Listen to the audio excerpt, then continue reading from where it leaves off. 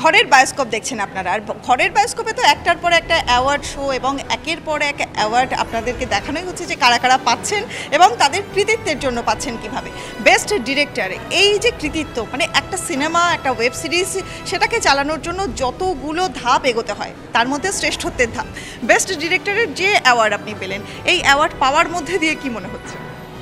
এটা একটা web series করতে তো প্রচুর সময় লাগে। ছোট লোকটা করতে আমাদের প্রায় 1 বছরের পরিশ্রম গেছে, আমার একার না, একটা বিশাল টিমের গেছে। তাদের হয়ে আমি অ্যাওয়ার্ডটা নিচ্ছি, সেটা ভাল লাগছে, কিন্তু তারা একসঙ্গে থাকলে স্টেজে আরও ভাল লাগতো। আর টিম ওয়ার্ক তো অবশ্যই, কিন্তু তার পাশাপাশি ওয়েব সিরিজের যে কালচারটা তৈরি হচ্ছে, এটা তো আজ থেকে ধরুন 5 বছর বা 10 বছর আগে সেটা ছিল না। এটা, এই যে চেঞ্জটা, সেটা কীভাবে দিচ্ছে? এটা খুবই ভালো চেঞ্জ, এবং এটা কোন দিকে যায় এবং কিভাবে এটা ফ্লারিশ করে সেটার উপর অনেক কিছু নির্ভর করবে।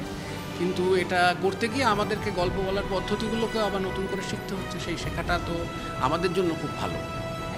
আমরা বহুদিন ওয়েট করি, ধরুন একটা সিজন এলো, তারপরে ওয়েট করতে থাকি সেকেন্ড সিজনের জন্য। এর মাঝখানে আপনাদের কি পরিকল্পনা থাকছে, মানে দর্শকদেরকে কিভাবে সেকেন্ড সিরিজটা বা থার্ড সিরিজটাকে উপহার দেওয়ার চিন্তাভাবনাটা কীভাবে? দেখুন, সেকেন্ড সিজন, থার্ড সিজন এগুলো অনেকটাই নির্ভর করে প্ল্যাটফর্মের বাস্তবতার উপরে। তো যদি সেটা সবসময় নেই, বিশেষ করে ছোটো লোকের ক্ষেত্রে আমরা তো অবশ্যই করতে চাইব, এবং সেই ধরনের কথাবার্তাও আছে। কবে হবে এক্ষুনি বলতে পারছি না, কিন্তু হলে আমরা অবশ্যই খুব খুশি মনে করব, কারণ এটা যে জনপ্রিয়তা এবং যে সাড়া মানুষের কাছ থেকে পেয়েছে, আমাদের তো করতে খুবই ভালো লাগবে।